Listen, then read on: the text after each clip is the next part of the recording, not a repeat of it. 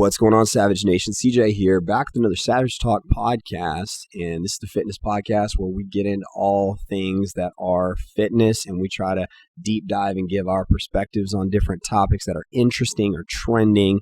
I got my good buddy Dylan here again. He was on the past episode.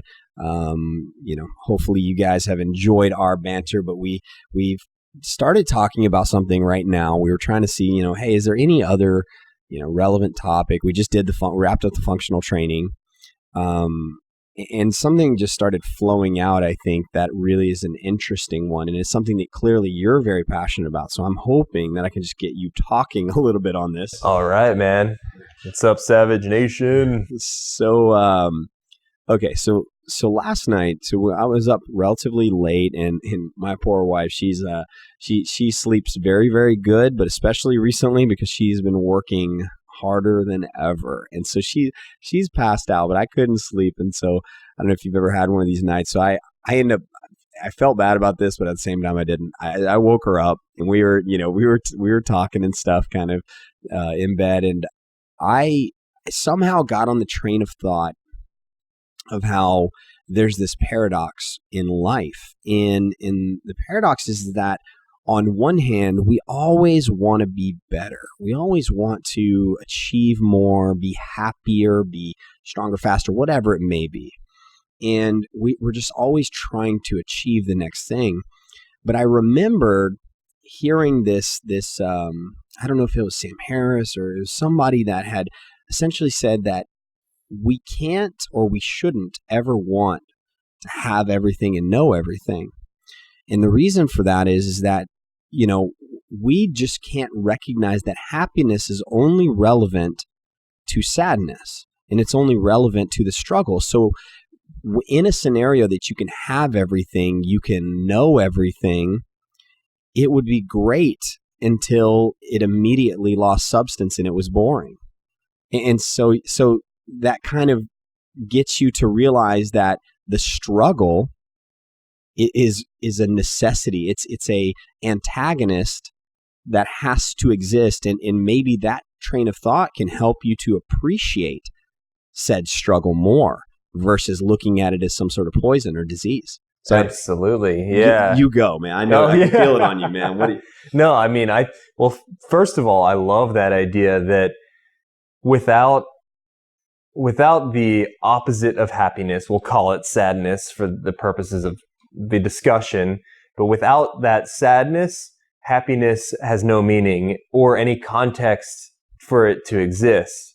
And that paradox, or just those kind of dueling energies that exist within life, really is what gives meaning to anything that we do. Like you said, I mean, if there was no struggle or if there was no hardship, then how could you ever really understand what it means to be fulfilled, having never tried to overcome anything? If you were born in a bubble, then there is no meaning because everything is already done, right? Well, and to take that step further, and I'm curious what you think about this, I'm almost suggesting that even if, let's say you know what struggle is as of right now, but if I were able to grant you to be able to know everything and to have whatever you want right now, that you would appreciate that for a short period of time until all of a sudden, what's the point? Right. I honestly think that one of the worst things that could happen to me would be to win the lottery. I feel like it would be there would be nothing that would make me feel more miserable more quickly than to win the lottery and suddenly have all of anything that I could want ever at any moment, anytime, right? I feel like y'all can't see this, but I feel like his wife is somehow inside going, please, yeah. I'll take the money. I'll take the money, son. No. You ain't never been on a jet ski. But I'm really embracing the idea that the process of achieving whatever your goals are is by far more important than the actual goal itself. And here's how I know that to be a fact. Because if my goal is to, let's stick with like fitness, right? If your goal is to deadlift 700 pounds, right?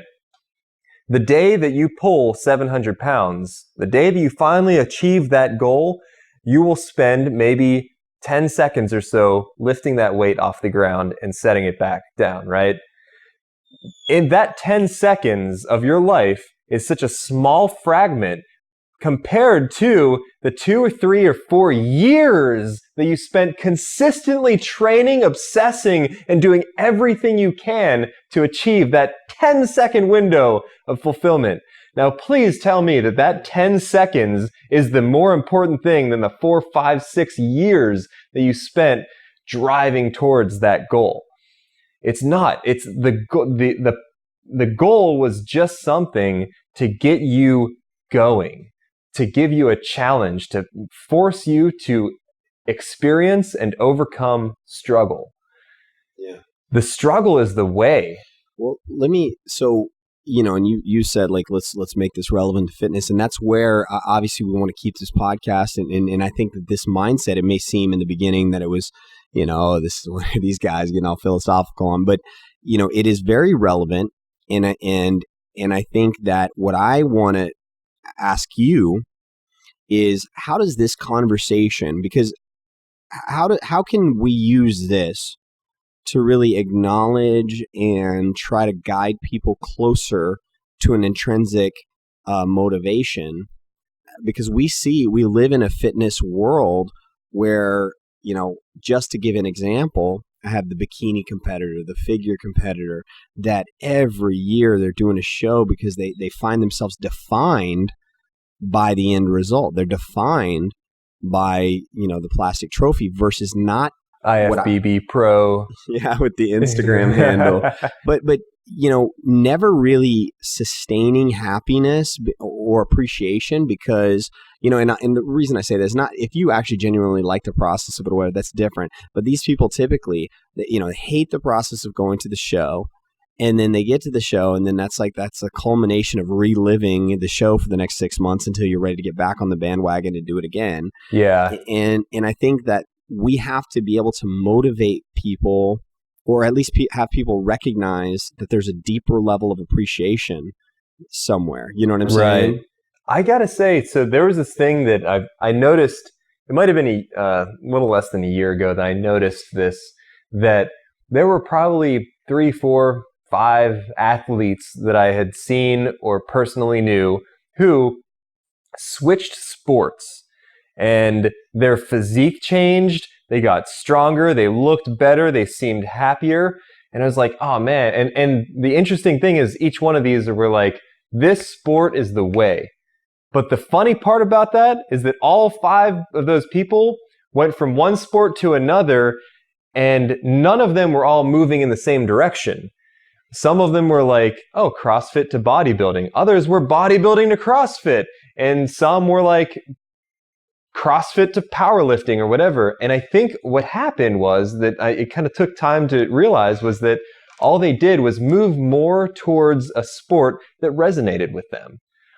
A sport whose struggles and unique hardships actually felt really fulfilling, and whose process that they loved. If you don't like dieting, if that doesn't motivate you, if that doesn't like hit you deep in the gut of like, this is the thing, then maybe you shouldn't be a bodybuilder. And if lifting heavy isn't the thing that like really gets you fired up, you shouldn't be a power lifter, And so whatever the actual unique struggles of your sport are, need to resonate with you personally. Yeah, it reminds me of you and I both have been on a Gary Vaynerchuk kick, and he talks a lot about how we live in a society where entrepreneurship is just the cool thing to do. Yeah. But people need to have enough self-awareness to recognize that it may not be the struggle that you actually desire, right, or it may not be suited for you. And that's kind of on this topic is, let's say being a bikini competitor. Yeah, that may seem cool or polarizing, but like that's not really the big issue. And here's what's ironic is like we sometimes tie these very open-ended goals to very specific things. For instance, you want to lose weight and you want to look better. That's awesome. you can achieve that through so many different types of hardships. It does not have to be this particular hardship. You can very much, like you Right. said, Right. look better, feel better on 3 different sports or Yeah. whatever. And so, Yeah. it's these people that I got to run more, and I hate running. Then why the fuck are you running? Don't do it then. Right. Yeah. Why did you think you needed to run more? Because you thought you needed to lose weight, which a lot of people associate, running with losing weight, which is false, or not necessarily connected. But yeah, no, don't do it if that's not the thing that like gets you fired up. Like the other day, I was at the gym with my wife and I was like, man, you know what I really want to do right now? I want to do something grueling, right? That doesn't sound like you at all. And one of the things she suggested, she was like, well, what do you mean by grueling? You mean like do you want to do a bodybuilding show? And I was like, God, no. Where it's like funny just because like that's a different brand of grueling. Yes, like a build up to a show is a long, sustained period of time where you're on fewer and fewer calories per week as you go, and that gets grueling. But what I was thinking was like, I want to go like on 100-mile like weighted ruck through mountainous terrain. That's the kind of grueling that I had in mind, actually, right? And so everybody has their own brand of difficulty that resonates with them, but everybody needs that. Everybody needs something. You need something to push yourself into that difficult terrain of like, I don't really feel like doing this, but I'm gonna go do it anyway. And it's interesting. So, there's 2 parts to the conversation. There's one where we're saying that, the correlation between success and change is tied to the process of pain and struggle. Now, in another, we're also saying that there are options essentially for what brand or aroma of pain and struggle that you come after. Now, I think this is crazy because we also happen to live in a world where we recognize all the time the spoiled nature of the regression of society, right? We the more that we have, the more opportunities and the easier things get. It seems like the more versions of issues we start to see arise. Some of the largest examples of depression and things like that are with people that have seemingly everything. And then the greatest success stories or some of the biggest mountains we tie ourselves to being climbed are people that started as, say, immigrants with nothing or whatever that may be, Yeah. and it is interesting. It's kind of the spoiled rich kid conversation versus the one that had to claw their way up to the top. And that's not to say that you can't be, spoiled rich kid can't do well, but it's like that kid has to actually figure out what it is that they're going to do that's going to cause a level of struggle, because that's the only way to adapt. Essentially, you're not going to reach lactic threshold unless you push to the point of where adaptation is required. Right. Yeah. I think that one of my greatest blessings in life for me was the fact that when I was young, like 17, 18, 16, 17, whatever, I was crazy skinny, like embarrassingly twig-like skinny, at least embarrassing to me, right? I always envisioned that I was supposed to look a certain way, like a man should look or whatever, whatever BS you want to associate that with. And this is a younger me, and a very vain me. But the fact that I was so far away from that at the time was the greatest blessing I could have had, because it forced me to have to deal with the fact that I had to work really hard to try to look how I wanted to look at the time. And I got an early on exposure to pushing myself beyond my comfort zone and just like obsessing over a goal and beating myself into the ground over it. That honestly, to this day, it taught me how to love the feeling of just working hard, man.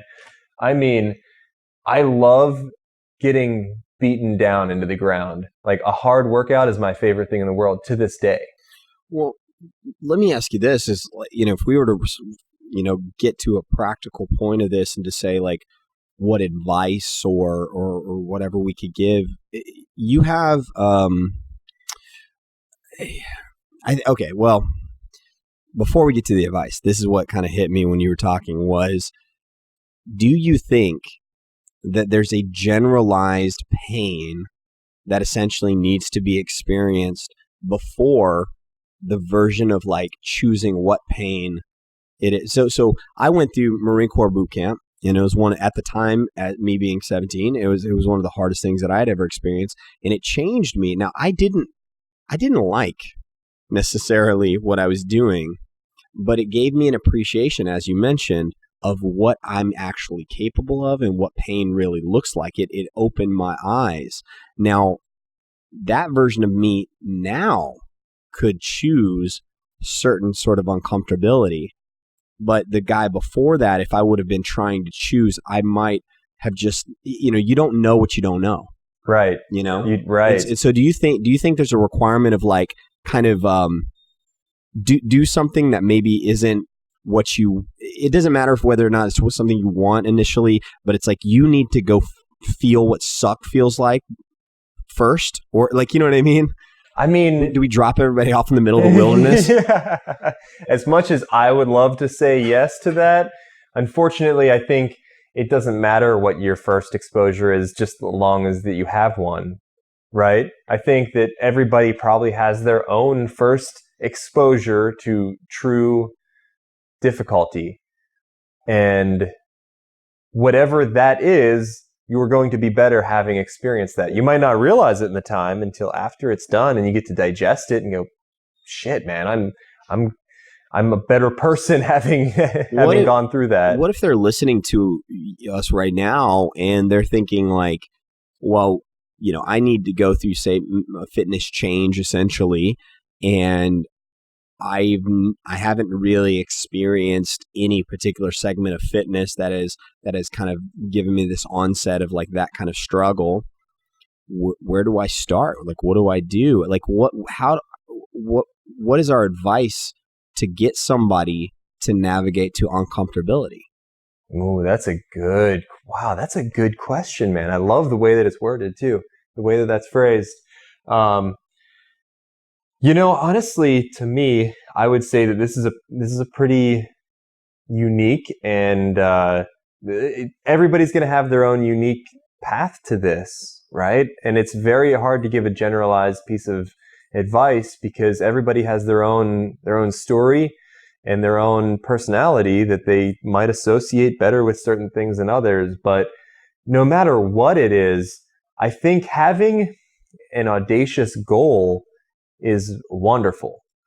And then it's a matter of self-awareness to know what that should be, right? If some people are great at like the weight loss. Some people are really good at like giving themselves a number and going for it and just pushing and pushing and pushing and getting crazy lean and just chasing down like, I want to be 50 pounds less or whatever it is. And some people, that's a great, huge, like big goal for them, right? And other people just aren't going to be into that. They're just not into it at all. And they might want to go do a Spartan race or something like that. Or, I don't know. I mean, ask me, I would say, give yourself, go climb a mountain, man. Yeah. Set a goal to like climb above 14,000 feet. That's a great challenge. I love that challenge, Okay. Well, so yeah. And I guess it is really a head scratcher to an extent to say like where do you specifically start because everybody wants this very black and white answer, but I think the reality is that you have to be well traveled enough to be able to appreciate what you don't know, right? And so it's like, go do something. Yes, you're right. That's the next thing is like, how do you know if you're the type of person who's better off chasing a number on a scale? Stop listening to us and get the fuck out there. Go do something, right? Yeah. Yeah. Yeah, I think you're right. I mean, you're gonna find what resonates with you if you try enough things, and that's what it comes down to. You can't know, so maybe that the first goal is to find your brand of suffering. Right. Yeah, no, for sure. And I would add one piece of encouragement, or at least something that would be ideal for me if I had, let's say I had a family member or something that I was sending out on a fitness journey. to go find themselves on the fitness. I'm imagining some sort of like Spartan, journey that you have to come back from a year from now. And did you survive? Did you kill the mountain lion? Right. Yeah.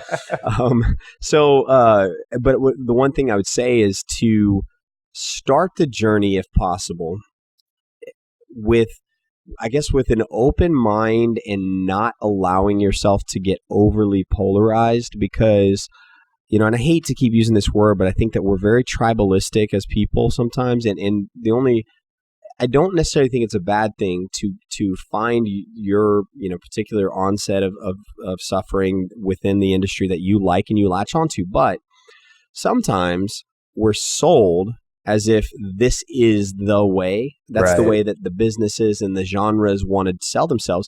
So as long as you're tapped into you and not the marketing or the other people around you necessarily, like, yeah, you latch on a community, do all that shit, but like at the end of the day, this is about, do you like this kind of pain and suffering, or are you just doing it because you think it's the thing to do, or you're sold because it's the thing to do? You bring up a great point. That's a great point. Another one, man. You're on a roll today, dude. But you're right. The presence of marketing within the fitness industry, that's something you can't ignore. You're right. Everybody's going to be trying to sell you something or their particular like method, and it's the way.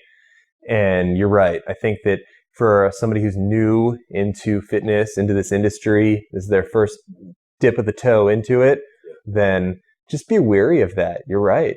Well, there are a lot of people out there trying to sell you stuff. It like circles us back. I feel like you and I always end up in this point, and in every conversation we get to, is that self-awareness is really like the elephant in the room on all, it seems like all things. We started this conversation with like being aware enough to understand, what it is that you want and what you're willing to sacrifice essentially and struggle through.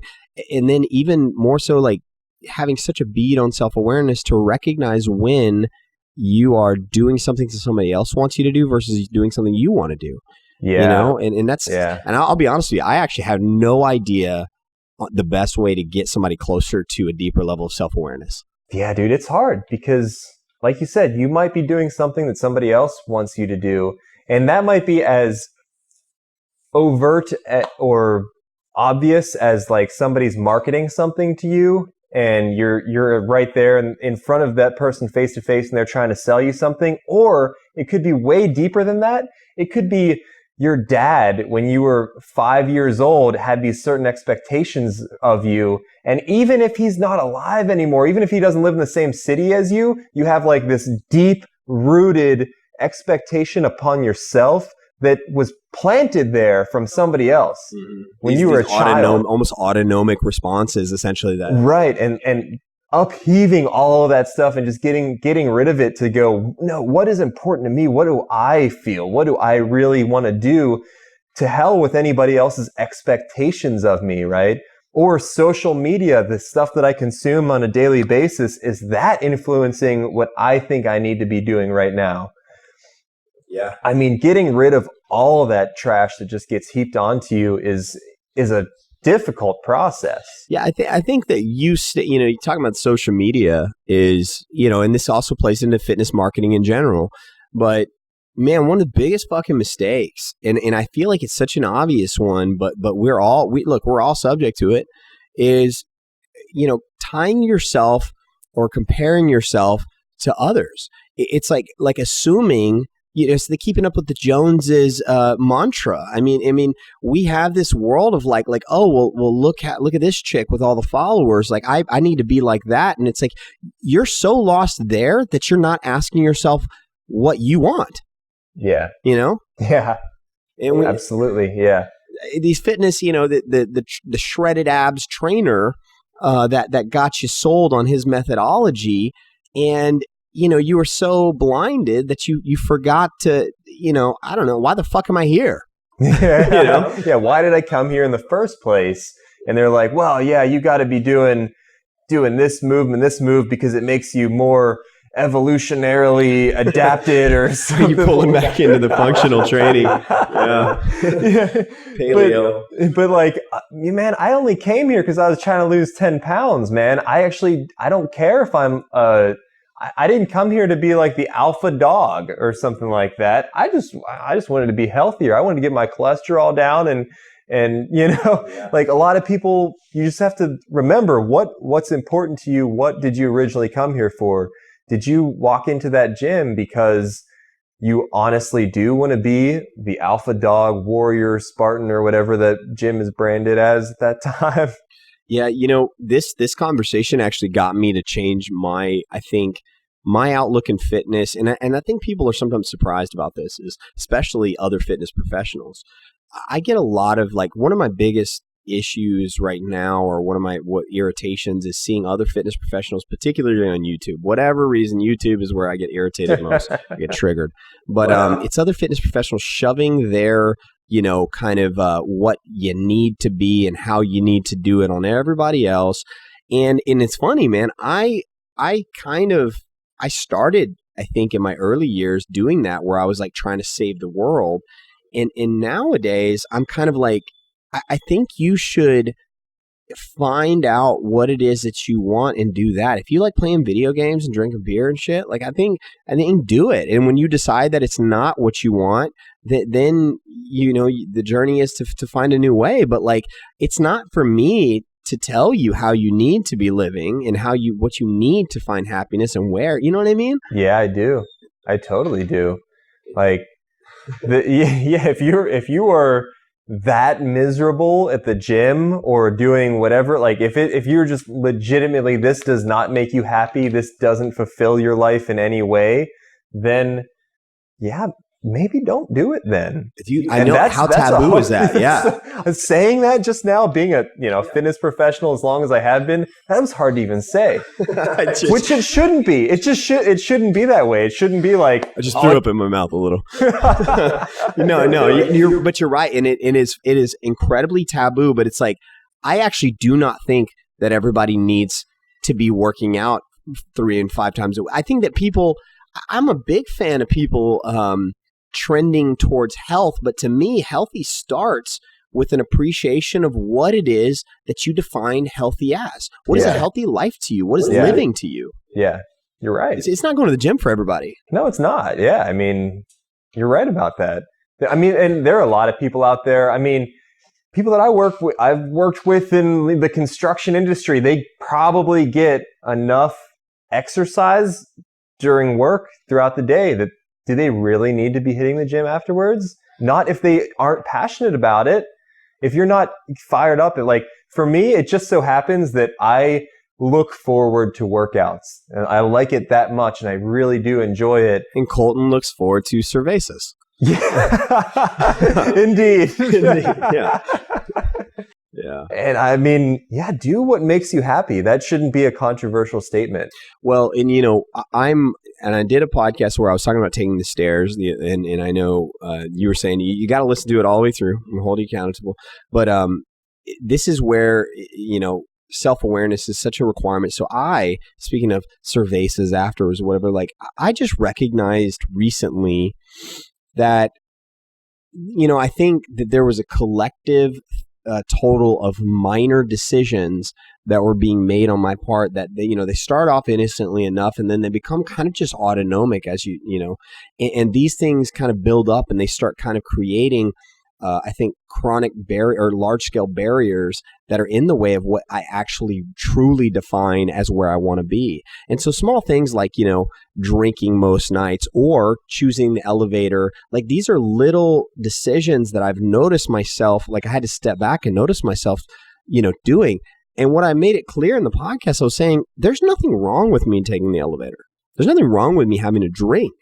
What's wrong is if I've decided that it's getting in the way of where I really want to be, that's all that matters, Yeah, you're right. And so the to go back to like the YouTube, for whatever reason, has that, a lot of content that's really aggravating in the sense that they're starting from top and pushing down. They're saying that everybody needs to achieve this up here, and they're pushing that down to everybody here, where really it should start from the bottom and go, what is important to me?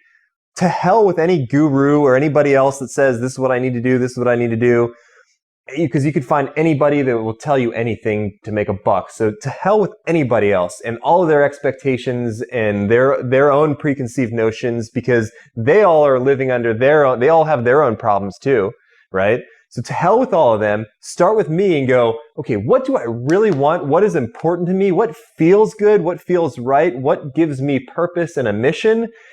Build it up from there. Damn it, dude. Man, sometimes I have these like connecting of dots that I'm like, oh shit, like I get it now, but you just said that top down thing. And dude, this kind of circles back to the beginning of our conversation where we were talking about essentially like struggle. And then I was the rich kid kind of parallel or whatever. What you just said is so awesome. So if the top is preaching down, it's at the bottom, right? It's the bottom that builds up is what it should be. And I think that it almost has to be. And what I mean by that is until you are starving, you cannot truly understand. You have to clear the house, clear the room before you can realize where to put the furniture.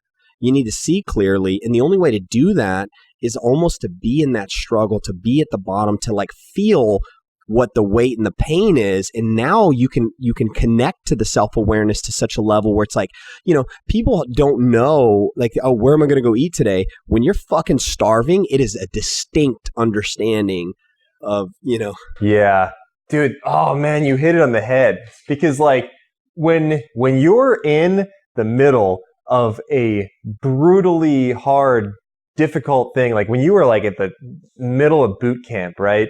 Can you honestly like think back and like wonder like, man, were you out in the middle of this struggle going, I wonder what that kid in 7th grade thought when I like, cut in line or something, right? Like to any of these like menial things that we think are important in our lives, it's hard to see that as important anymore when you're actually in the dirt doing the damn thing. Yeah. Yeah, dude. Fuck yeah. I mean, that's awesome. I mean, so, I think that the challenge for everyone, somebody listening is going to be is that whereas some people, this is going to sound so backwards, some people are lucky enough to be born into such a situation that they have no choice but to recognize the obvious path. And I think we see this with some of the greatest athletes that basically like this is all they had, and I'm going to make it because essentially, the desire, to come up to say in a home or a situation where you don't have anything and like, this is my chance, that passion and that drive is going to push you there. And I think that more times than not, it's those folks versus say the opportunists, the ones that were, had whatever they wanted to do at their fingertips. And so the struggle is going to be, if you are somebody somewhere down the middle, you're going to have to intentionally cause yourself to struggle. Yes. You weren't born into the struggle. You need to go push yourself to the struggle. Yeah. Manufactured hardship. Ooh. That's what I've been thinking. That's awesome. Yeah. You're just giving away like a branded term that's going to be copyright. I mean, think about it. That's what weights are, right? Weight plates and 45s and the 25s and 10s, they all exist to do one thing. They're all there to be manufactured hardship. What other purpose do they serve, right? Like, have you ever moved a gym? I know you have. When you are in the process of moving your home gym or something, you realize that this is all dead weight that is weight for the purpose of being weight. It serves no other purpose than to give me a completely self-imposed hardship. Yeah. That's actually how good and evolved human beings have been. We no longer have to like chase down our food, so we have to create facilities that have treads that move in place so that we can simulates the idea of hunting down an elephant. Yeah. Yeah. No, that's and then we have to tease you with things like abs and whatnot to make you do it. That's true. That's so interesting, man. Well, cool. Okay, so give me your final thoughts and your takeaway, man. Somebody listening right now that needs to get into the suck.